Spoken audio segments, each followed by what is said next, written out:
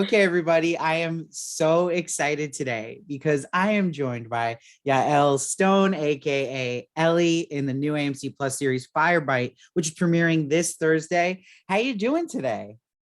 I'm so great. And look, I'm just wondering where your blonde wig is. That's my main question.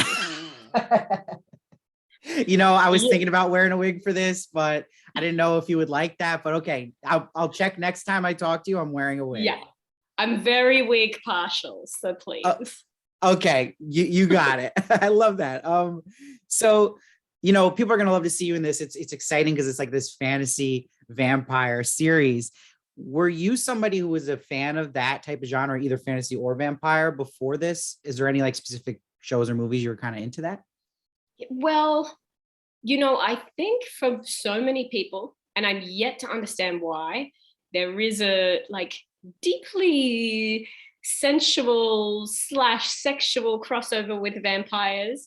I don't know if that's how our show is going, but I think for me, I remember watching Interview with the Vampire as a kid and being like, oh, I have some funny feelings about this.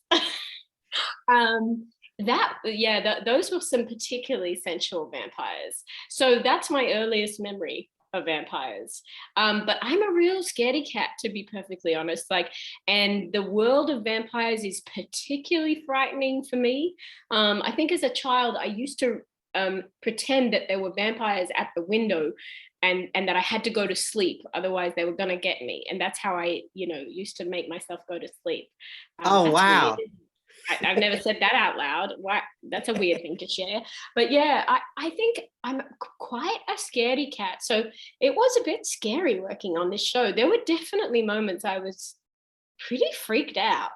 Sure. I'm assuming then you're also not like crazy about gore in general, or is that something that gets your blood flowing? My mom is a nurse, so I always like wanted to be like her and be like very cool about stitches or whatever. Yeah, it doesn't hurt or it's not grossing me out. So gore is different. I feel differently about gore. It's more like ghosts, definitely ghosts, witches. Now I kind of like witches as a grown up. Vampires, zombies. That's kind of my hitting zone of freaky. Okay, got you. Like, No, do you that's remember Unsolved Mysteries? yes, I do. Oh yeah. Yeah. So I think I watched one of them as a child, and then I was just ruined for the rest of my life.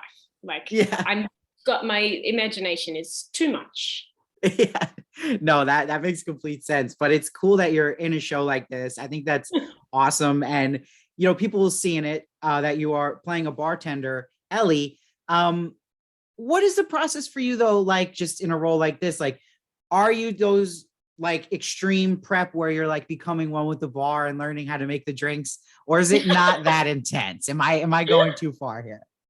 Do you know, Steve, I think it's probably hard to talk about the character, particularly for you, because those first three episodes, like the character's not in much of the show, let's be honest.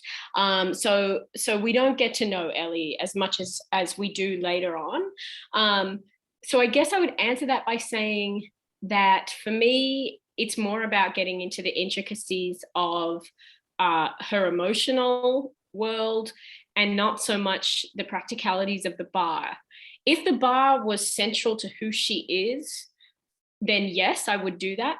If I was playing a photographer whose whole way of looking at the world was informed by being a photographer, then yes, I would want to invest in that craft. But I don't really think that Ellie's whole vibe is about pouring shots and pulling beers. But look, I have worked in a bar, I will say, and I have worked in restaurants, and I understand the shitty aspects of the service industry. So I consider those things pre-researched. Yeah, no, that's a great answer. And yeah, that makes complete sense where that's coming from. And yeah, I mean, look, everything that you do, even though, like you said, you're not in it too much yet, it's still really good stuff to watch and exciting. You're And very yeah, sweet. yeah, I know, and there's a mystery to your character, which I like too. So I'm excited for the more episodes to come. But for you, being in the show and as an actress in general in your career, are you someone now when this comes out, like, do you get the family around the like TV and watch it, or you do not like watching yourself? Like, how are you about that? I I am always excited about seeing other people's work, which includes the editor's work and the director's work, Mm. and how the soundtrack is coming together. And so that is always a great joy for me, actually, to watch when something's put together. Like, of course, I feel self-conscious, but I think after years and years of doing this job, you do kind of learn to, like, okay, yes, I'm going to feel self-conscious and weird, but also there's all these other aspects of the show that I just desperately want to see. And I'm fascinated about, what it feels like to shoot a scene, and then what it feels like when it comes together, and how it's come together. And the edit is so important, and particularly with a show like this, the rhythms, I mean, with every show, but genre wise, in terms of like fight sequences, all this kind of stuff, it's amazing to watch things come together. And with people like Warwick and Brendan, who have such a clear vision of this show that they've created, it's kind of like they're the taste masters of this world, and I'm thrilled to see how they pulled it together. Yeah, and that's so awesome and such a smart answer, because it's showing you too also how much you appreciate every part of film and love it, and that's really cool to Yeah. hear that. Oh, Um, that's like that's the whole reason why I like being on a set, mm, because there are so many people at work with very, very, very specific skills, and we need every one of those skills in everyone's specific world to lock in perfectly.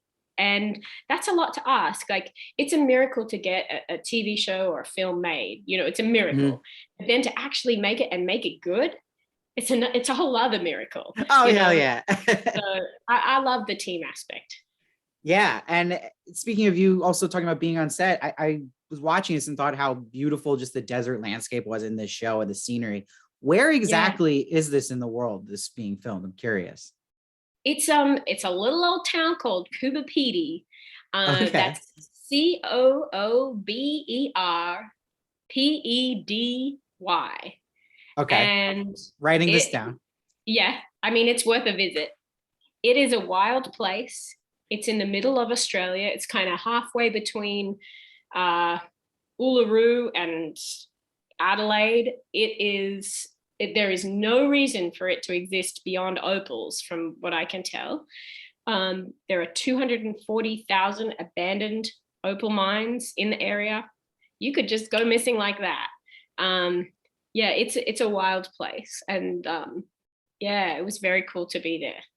Yeah, I mean it looks sick, and I think that that's such a big part of the show too. And you're talking about all these parts being important, just the cinematography, and again, whoever scouted out that location, it's great work, and yeah, it comes together beautifully. And my last question for you, I have to ask, being a big Orange is the New Black fan, um, did that kind of change your life for good or for worse, in a sense that, like, do you feel like, because it was such a massive hit, does it mess with your head a little bit now, where do you want everything to be that big, or is it kind of, have you found a nice even keel about it?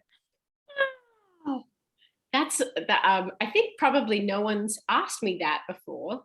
Um, I think no, I would never change anything about that experience. It was a beautiful, creative experience, life experience. It was a great, test of the uglier parts of your ego, because it was a wild hit, and we were right at the beginning of that Netflix kind of birth, and so we just got to see something that will probably never happen in that way again. And I'm very, very grateful for it. I'm grateful for the beautiful people that I met, some of my best friends, some of the most extraordinary experiences, the acting lesson that I got over 7 years. I would never change any of it, any of it. And the people that I, fell in love with in New York, the city that I fell in love with in New York. Yeah, it was a magic experience. And I would never have expected it from, that day of the first day of work. You never know what a show is going to be.